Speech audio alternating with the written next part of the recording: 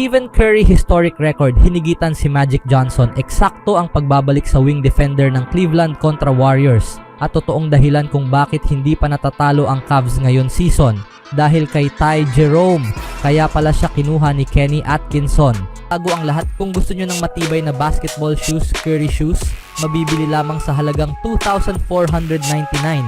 I-click lamang ang link sa comment section. Ang dominasyon ni Steph Curry laban sa Boston Celtics ay umabot na sa bagong antas. Matapos ang isa na namang matinding opensa sa panalo ng Warriors, nitong Miyerkules ng araw, ang average na 25.3 points per game from Curry laban sa Boston ay ang pinakamataas na naitala ng isang point guard sa kasaysayan ng NBA. Sa buong karera ni Steph Curry, may average siyang 25.3 points per game tuwing naglalaro sa Boston.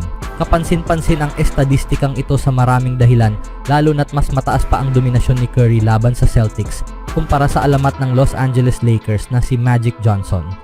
Sa edad na 36, mukhang sariwa pa si Curry matapos makamit ang gintong medalya kasama ang Team USA sa Paris Olympics. Kahit na may bahagyang ankle injury siya kamakailan, naging electrifying ang kanyang laro mula nang bumalik na may average na 25.5 points per game sa huling dalawang laro laban sa malakas na team ng Celtics sa kanilang home floor. Dumoble ang puwersa ng Warriors sa huling bahagi ng laro para makuha ang panalo sa tulong ng 27 puntos ni Curry. Ang malakas na pagtatapos na ito ay nagdala sa Golden State sa record na 7-1 this season, kapantay ng first place sa Western Conference. Sa pinakamagandang simula ng prangkisa mula noong season ng 2021 to 2022, mukhang bumabalik ang dating sigla ng Warriors, isang kupunang nahirapan sa consistency mula nang manalo sa 2022 NBA Finals. Subalit ang pinakamalaking pagsubok ay paparating dahil ang Golden State ay tutungo sa Rocket Mortgage Fieldhouse sa Cleveland sa Biyernes upang harapin ang undefeated na Cavaliers. Ang Cavaliers na may batang roster at talentadong core na dinadala ng former Warriors assistant coach na si Kenny Atkinson ay mabilis na nagtala ng pinakamahusay na record sa liga sa simula ng season. Huwag rin namang isulat na wala ng tsansa sina Curry at ang Golden State. Sa pagitan ng kanilang matibay na depensa at kahangahangang opensa, tila handa na muling maging isa sa pinakamalakas na koponan sa Western Conference, ang Golden State. Speaking of Cavaliers, sa kabila ng mga injury, nananatiling mainit ang Cleveland Cavaliers. Sa simula ng taon, ang hindi pa natatalong Cavs ay tutungo upang harapin ang kalabang makakalaban lang nila ng 2 beses ngayong season, si Stephen Curry at ang Golden State Warriors. Ito ang unang matchup ng Cavaliers at Warriors ngayong season at ang ikalawang paghaharap nila ay magaganap sa San Francisco sa katapusan ng Disyembre. Sa huling laro nila, tinalo ng Cleveland ang Golden State 118-110. Nasa winning streak na rin ang Cavs ng 2 laro laban sa Warriors, kaya may momentum ang Cleveland sa home court. Gayunpaman, maaaring kumpleto ang Warriors sa larong ito at posibleng bigyan ang Cavs ng matinding laban. Sa panig ng Warriors, ilang manlalaro ang maaaring maging game time decision. Ang forward na si Draymond Green ay listed bilang questionable dahil sa issue sa kanang tuhod. Kasama ni Green sina DeAnthony Melton, lower back strain, at Brandon Podziemski, may sakit, na pareho ring questionable para sa laro. Nakasalalay sa kanilang kondisyon kung makakalaro sila laban sa Cleveland.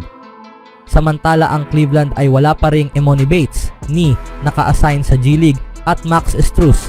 Patuloy na nagre-recover si Bates mula sa knee surgery noong preseason at posibleng makalaro siya sa pagbubukas ng season ng Cleveland Charge, ang G League affiliate ng Cavs. Sa larong ito laban sa Warriors, maaaring magkaroon ng pagkakataon sina Luke Travers at JT Thor na parehong may two-way contracts katulad ni Bates upang makapaglaro.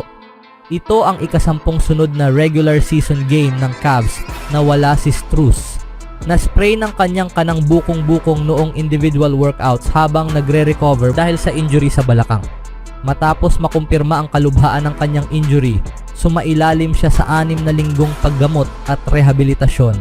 Base sa timeline na ito, malamang na hindi pa siya makakalaro sa unang 20 regular season games ng Cleveland. Si Strus ay nakapahinga na noong preseason ngunit tila malapit nang bumalik para sa pagbubukas laban sa Toronto Raptors. Habang out pa si Strus, si Dean Wade ang naging pansamantalang small forward para sa Cavs. Siya ay nagsimula sa posisyon ni Strus ngayong regular season ngunit nakaligta ng 2 laro dahil sa sakit. Kapag parehong out sina Strus at Wade, si Isaac Okoro ang nagsisimula bilang small forward ng Cleveland. Gayunpaman, kung makakalaro si Wade na kasalukuyang listed bilang questionable, makakakuha muli ng isa sa kanilang pinakamahusay na wing defenders ang Cavs. Bakit mahalaga ang pagbabalik ni Dean Wade para sa Cleveland? Habang sideline si Strus, naging kahanga-hanga ang laro ni Wade bilang starting small forward ng Cavs. Ngayong season, nag-a-average siya ng 6.9 points, 4.4 rebounds, 1.9 assists at 1.3 steals per game.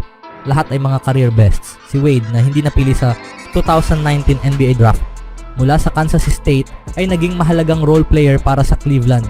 Sa ilalim ng pamumuno ni Kenny Atkinson, ang natatanging laki at skillset ni Wade ay akmang-akma sa mga plano ni Atkinson sa opensa ng Cavs. Ang magiging antas ng paglalaro ng Core 4 ang magtatakda kung gaano kalayo ang mararating ng Cleveland Cavaliers sa playoffs ngayong season. Si Darius Garland, Donovan Mitchell, Evan Mobley at Jarrett Allen ay napatunayan na kayang magtulungan sa ilalim ng gabay ni Kenny Atkinson. Ang kanilang franchise best na 9-0 record sa simula ng season ay isang patunay nito. Pero para tunay na makipagsabayan sa finals, kakailanganin ng Cleveland ang matibay na suporta mula sa kanilang buong lineup, hindi lang sa core players. Isa sa mga manlalaro na lumitaw bilang mahalagang piraso ng kanilang tagumpay ngayong taon ay si Ty Jerome. Technical na ito ang ikalawang season ni Jerome kasama ang Cavaliers, ngunit 2 laro lang ang nalaro niya noong nakaraang taon dahil sa ankle injury na nagresulta sa season-ending surgery para sa guard. Ngayon babalik si Ty sa court at nasa mabuting kalusugan, siya ay mabilis na naging mahalagang bahagi ng rotation ng Cleveland. Sa kasalukuyan nag-a-average si Jerome with 9.6 points, 2.1 rebounds at 3.1 assists per game habang nag-shoot ng napakataas na 58.5% from the field and 53.3% from 3-point range. Si Jerome rin ay malaking dahilan kung bakit nananatiling malakas ang depensa ng Cleveland kahit na mas focus ang kanilang koponan sa opensa. Nag-a-average siya ng 1.4 steals per game at may defensive rating na 107 sa unang 2 linggo ng season. Si Kenny Atkinson na naging coach ni Jerome noong nasa Golden State Warriors sila ay pamilyar sa halaga ng kontribusyong dala ni Ty sa bawat laro. Napakataas ng kanyang IQ at tinutulungan niya kaming palakasin ang second unit lalo na kapag kailangan namin ng magaling na panghalo sa rotations, sabi ng head coach ng Cleveland. Binibigyan niya ng pahinga sina Donovan Mitchell at Darius Garland sa off-ball positions. Bagamat hindi si Jerome ang tipo ng star player na makakapuntos ng 25 puntos kada laro, hindi iyon laging kailangan. Mahalaga ang kanyang papel para sa Cavs na nagbubunga ng winning basketball. Sabi nga ni Atkinson, gumagawa lang siya ng matatalinong plays. Anong masasabi niyo mga kaibigan? On my own, so I gotta get through it. And the only thing I know is to love what I'm doing. Never give up, never slow, till I finally prove it. Never listen to the no's, I just wanna keep moving. Keep my head up when I act, head up, that's a fact. Never looking back, I'ma keep myself on track.